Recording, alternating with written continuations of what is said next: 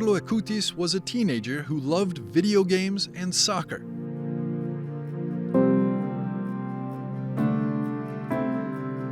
But by 15 years of age, he had done something extraordinary.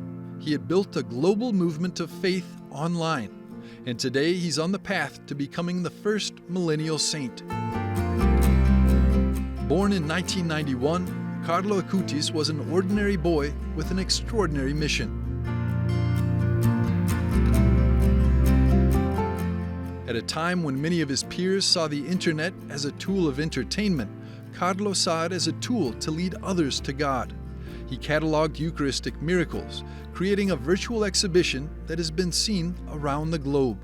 Carlo è conosciuto ovunque perché Carlo is known everywhere. And why?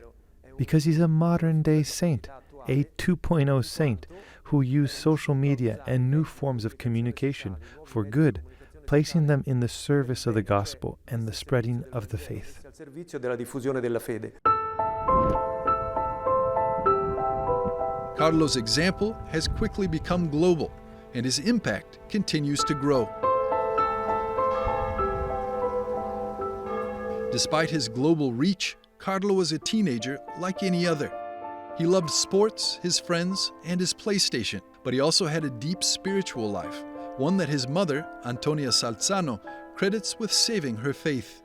Carlo for me was like a savior, because his example, I was very far away from the faith. Carlo was really the mean that God used to make me understand that Jesus is really present in the Blessed Sacrament. Because before I was like a Protestant. I thought that the sacraments were symbols, only rites, and nothing serious.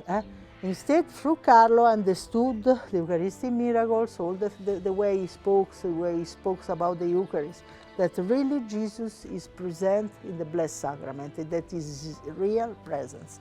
And this is the reason why I said Carlo for me was a savior. By the age of 7, Carlo had begun attending daily Mass and Eucharistic adoration. His life, as his mother recalls, revolved around the presence of Jesus in the Eucharist. In fact, we started our path together because Carlo did his first Holy Communion when he was 7 years old. Since then, he started to go to Mass each day, to do Eucharistic adoration each day. Carlo's faith wasn't confined to just attending church. He believed in putting his love into action, organizing aid for the homeless in Milan at just 9 years of age. Carlo couldn't remain indifferent to this poorness. And he started to buy sleeping bags, blankets, to bring meals to these people. He was 9 years old when he started to organize himself like a charitas, domestic charitas. He used to say, I have everything, I have a house, I have the love of my parents, I have all what I need, and these people are without anything. How can I be quite peaceful, seeing this poorness?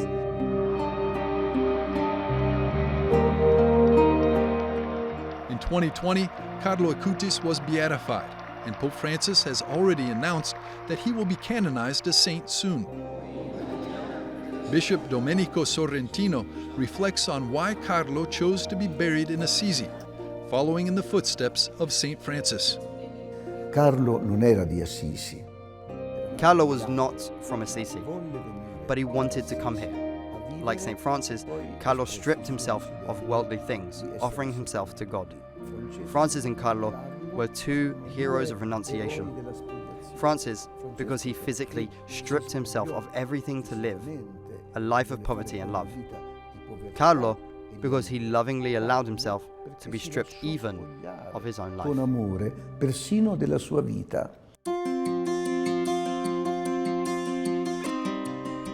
Carlo's connection to Assisi, the home of St. Francis, runs deep, despite hundreds of years of difference.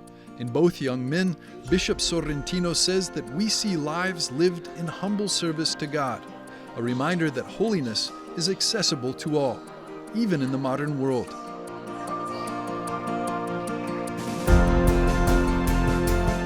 It was in his final days that Carlo's faith shone brightest. Diagnosed with leukemia at just 15, he accepted his suffering with grace and stayed joyful through it all. And Carlo said, I offer my sufferance for the church, for the Pope. During the illness, always with a smile, never complaining, say, when the doctor were asking him, are you suffering? He used to say, there are people that are suffering much more than I, always with a smile. And really, he died as a saint.